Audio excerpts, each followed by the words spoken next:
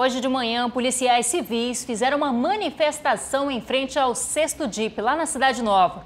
O grupo cobra melhores condições de trabalho e o pagamento de benefícios.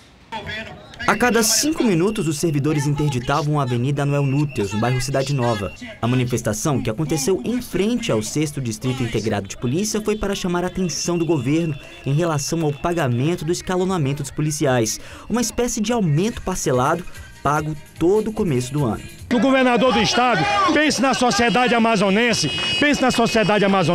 e cumpra aquilo que ele prometeu, cumpra aquilo que está em lei. O governador do estado, ele está no poder para cumprir aquilo que está na lei. Só que ele pediu para a gente entender e aguardar-se até abril se melhorasse as condições do estado. Acontece que agora resolveu indenizar a família dos presos, estupradores, assassinos, traficantes, e a polícia não pode ficar compreensiva e aguardando a boa vontade do governo.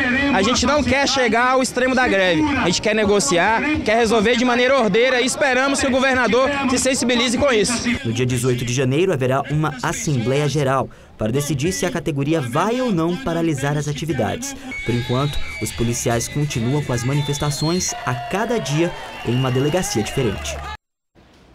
Em nota, o Departamento de Polícia Metropolitano informou que, apesar dessas manifestações, o atendimento em todos os distritos integrados de polícia está funcionando normalmente. E na madrugada de hoje, 6 homens invadiram a sede de uma empresa de transporte no Tarumã, na Zona Oeste. A tesouraria era o alvo da quadrilha. Um dos envolvidos já foi agente de socialização da empresa Humanizare. O Emanuel Cardoso tem mais informações. Segundo os funcionários, 6 pessoas estavam armadas, com pistolas e revólveres, e entraram aqui nesse horário para fazer o roubo da renda da empresa. Eles estariam com o apoio de 2 carros, um Palio e um Meriva. E aqui no estacionamento dos ônibus começaram rendendo o manobrista que estava aqui. E desse ponto eles se dirigiram para a sede da empresa. Os assaltantes chegaram a render um funcionário, a tentar utilizar um funcionário como refém para que o tesoureiro que estava dentro da sala abrisse as portas. Mas como a tesouraria é reforçada e não tinha possibilidade dos assaltantes entrarem, eles ficaram revoltados e agrediram os funcionários. Os assaltantes conseguiram fugir minutos antes da polícia chegar, mas, segundo os funcionários, um deles, o que estaria dirigindo uma Meriva, ficou atolado em uma das ruas que fica aqui por trás do terreno da empresa. Ele foi preso. Yolando Oliveira Pereira, de 36 anos, trabalhou até outubro do ano passado como agente de socialização da empresa Humanizare. Ele é suspeito de ter sido contratado para fazer a fuga dos assaltantes. Yolando foi ouvido aqui no 20º DIP na manhã desta segunda-feira. Agora, a polícia trabalha para identificar os outros criminosos. Quase 2 semanas depois da forte chuva que causou prejuízos na cidade, as famílias que ficaram desabrigadas contam que ainda não receberam nenhum apoio por parte do poder público.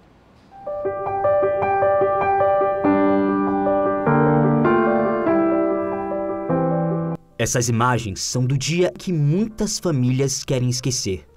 27 de dezembro de 2016.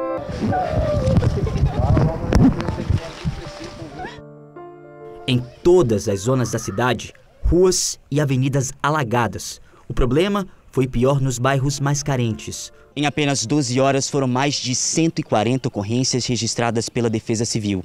A maioria das áreas de risco da cidade ficou assim, com barrancos deslizados e casas destruídas.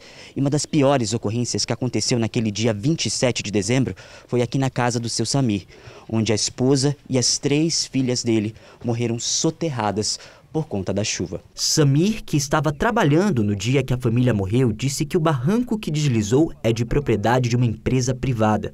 Essa fábrica aqui foi a causadora. Eu não tenho medo. Eu tenho vários amigos que trabalham aí, eles próprios, no dia do acidente, eles já tinham avisado por várias vezes o gerente dessa fábrica que isso ia acontecer, ele não fez caso. Depois da tragédia, o desafio é tentar reconstruir tudo o que perdeu, sem o apoio das autoridades.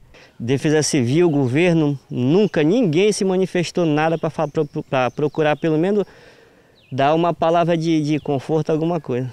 Logo ali em frente vive uma família que por pouco o pior não aconteceu. Antônio precisou levar as filhas para a parte mais alta da casa para não se machucarem e ainda corria o risco de ficarem ilhados. Já estava alagado lá em casa, aí quando eu varei aqui fora já tinha acontecido essa tragédia. Por nada que esse barro não chegou aqui em casa, porque tinha outra casa aqui na frente de casa.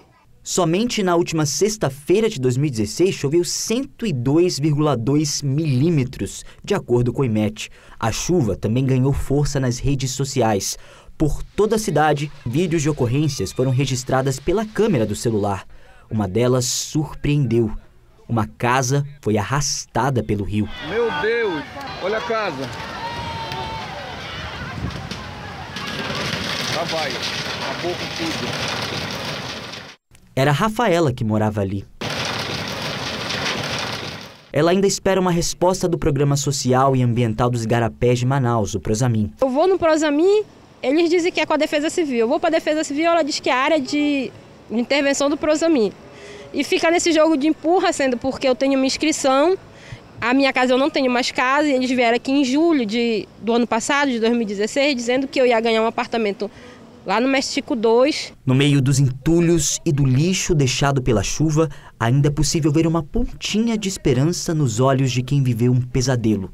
Exemplo das famílias que vivem na comunidade da Sharp, na Zona Leste. Que não tem para onde ir mesmo, não tem condição de pagar aluguel nem comprar casa, né?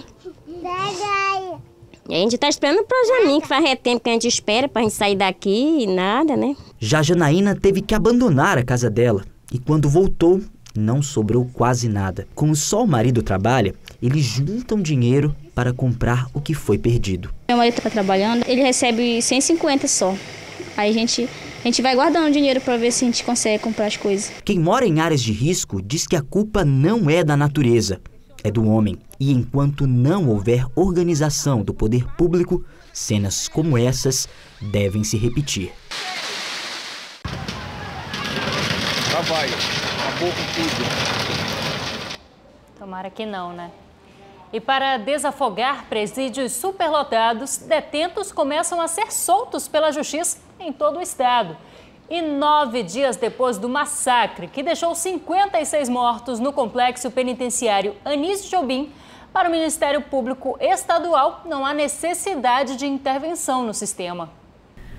O corregedor do Ministério Público do Estado, que coordena os trabalhos do órgão frente à crise que se instalou nas unidades prisionais, evita dar maiores informações à imprensa. José Roque Marques diz que teme a repercussão de qualquer declaração precipitada e nega que o órgão esteja atrelado ao governo do Estado em função da possível escolha de um dos membros do MPE para a vaga de desembargador do Tribunal de Justiça do Amazonas. Em hipótese alguma, deixa eu lhe dizer, 30 anos de Ministério Público, eu jamais ia fazer isso. O que talvez a sociedade esteja acostumada é de um Ministério Público um pouco mais midiático. Seria muito interessante a cada medida, a cada reunião, chamar a imprensa e dizer: estou fazendo isso. Garanto a toda a sociedade que várias medidas foram tomadas e serão tomadas porque teve uma forte participação do Ministério Público. José Roque explica que o MPE trabalha com 8 objetivos e mostra o esquema montado para enfrentar a crise prisional. A prioridade é conter o caos dentro das unidades e parar as sucessivas mortes. Na opinião dele, não há necessidade de intervenção no sistema. Porque a Força Nacional não vai entrar no presídio, é uma força extramuro, como é a Polícia Militar. Nesse momento, a gente tem insistido de que o pessoal treinado, pessoal que pelo menos da empresa, que a gente pode ter mil dificuldades, nós estamos investigando, mas o pessoal que está aí, ele precisa controlar essa situação, porque é o pessoal treinado. Qual a dificuldade que a gente pensa? Coloca alguém destreinado e dentro de um momento de um clima tenso, resolve fazer um disparo ou alguma coisa parecida, nós vamos entrar num outro momento extremamente difícil, com morte decorrente da atuação do Estado. Além dos 12 promotores que trabalham hoje na Força-Tarefa do Ministério Público, 30 outros de promotorias criminais foram convocados para reforçar a equipe. Tanto os contratos com as empresas terceirizadas quanto as responsabilidades pelas mortes vão ser investigados. Até agora, pouca coisa pode ser divulgada. Nem o número de presos que restaram nas unidades prisionais, principalmente no Compage, onde houve a maior fuga, foi confirmado pelo corregedor. Estamos apurando, estamos confrontando as informações, teremos números seguros, confrontar números, acompanhar essa apuração. Tudo é filmado dentro do presídio. Hoje existe um mecanismo que permite essa filmagem dentro dos presídios do Compage e do Antônio Trindade, de forma que a gente possa ter uma resposta positiva. Tá? Espero e não tenho até o presente momento nenhuma condição de dizer que esses números sejam diferentes, que esses números sejam reais. Paralelamente ao trabalho do Ministério Público Estadual, o Tribunal de Justiça do Amazonas iniciou hoje um mutirão carcerário para avaliar todos os processos de presos provisórios, já que a maior parte, mais da metade da população carcerária do estado, está presa sem julgamento. A portaria que regulamenta esse trabalho convoca 19 juízes de varas criminais especializadas e do Tribunal do Júri. A coordenadora do mutirão explica que, além de detentos que tiveram prazo para julgamento excedido, todos os internos que possam cumprir pena alternativa ao regime fechado vão ter a situação avaliada. Até o início da manhã, 4 presos no escândalo político em Santa Isabel do Rio Negro foram soltos, além de 4 pais que devem pensão alimentícia e um condenado por crime de trânsito. Um exemplo, devedor de pensão alimentícia. Não justifica a prisão dele naquele momento. O juiz, no caso específico desses 4 que se livraram soltos, o juiz entendeu que dentro de 3 meses, se eles não conseguissem arcar com os alimentos devidos, eles poderiam vir a ser presos novamente. Então, essa análise criteriosa é feita pelo juiz que está atuando. Eu não posso falar, vai ser do convencimento dele e do que ele verificar nos autos. Mas, a princípio, aquele que realmente faz jus à liberdade, ele tem que ser posto na rua. E no IML, o trabalho dos peritos continua. O número de corpos que aguardam identificação é bem menor. Sobre esse assunto, a gente fala agora ao vivo com a repórter Tamires Claire. Boa noite, Tamires. Quantos ainda faltam ser liberados aí?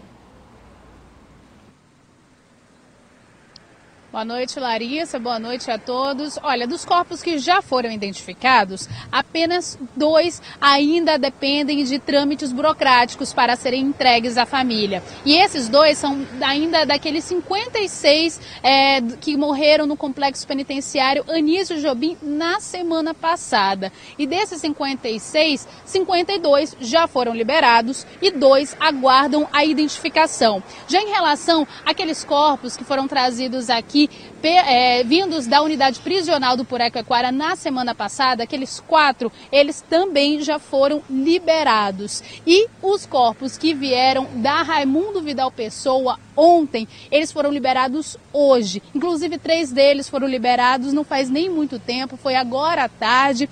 E em relação à identificação, como eu disse, 2 lá do complexo penitenciário Anísio Jobim que morreram na semana passada e 3 que são aqueles corpos que foram encontrados nas proximidades lá do Compage. Eu conversei com alguns peritos aqui no IML e eles disseram que esses corpos estavam em um estado bem avançado de decomposição, o que pode dificultar para achar a identificação deles. Mas a expectativa é que possa achar a identificação por meio da arcada dentária, porque eles usam aparelhos e também tem as tatuagens. Então os peritos eles aguardam que as famílias possam vir aqui no Instituto Médico Legal e tentar ajudá-los nesse processo de identificação. Larissa. Obrigada pelas informações, Tamires. Uma ótima noite para você.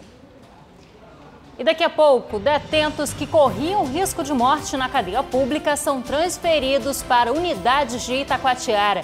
E mais, 2 internos que eram ameaçados no Compage escreveram uma carta pedindo ajuda.